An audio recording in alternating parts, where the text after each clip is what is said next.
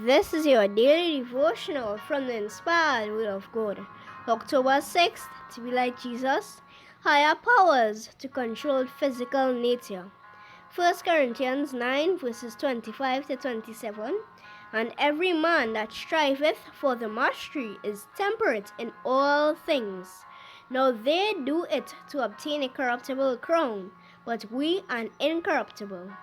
I therefore so run, not as uncertainly, so fight I, not as one that beateth the air, but I keep under my body, and bring it into subjection, lest that by any means, when I have preached to others, I myself should be a castaway.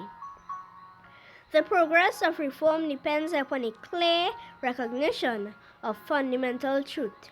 While, on the one hand, danger lurks in a narrow philosophy and a hard, cold orthodoxy, on the other hand, there is great danger in a careless liberalism. The foundation of all enduring reform is the law of God. We are to present in clear, distinct lines the need of obeying this law.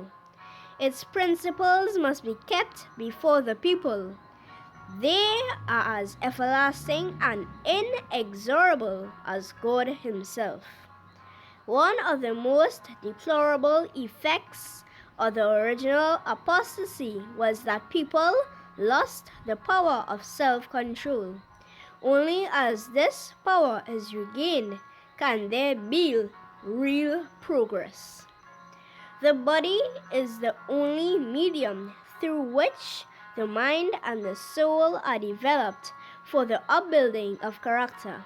Hence it is that the adversary of souls directs his temptations to the enfeebling and degrading of the physical powers.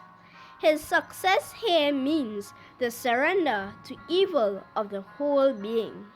The tendencies of our physical nature, unless under the dominion of a higher power, will surely work ruin and death. The body is to be brought into subjection. The higher powers of the being are to rule. The passions are to be controlled by the will, which is itself to be under the control of God. The kingly power of reason, sanctified by divine grace, is to bear sway in our lives. The requirements of God must be brought home to the conscience. Men and women must be awakened to the duty of self-mastery, the need of purity, freedom from every depraving appetite and defiling habit. They need to be impressed with the fact that all their powers of mind and body are the gift of God and are to be preserved in the best possible condition for His service.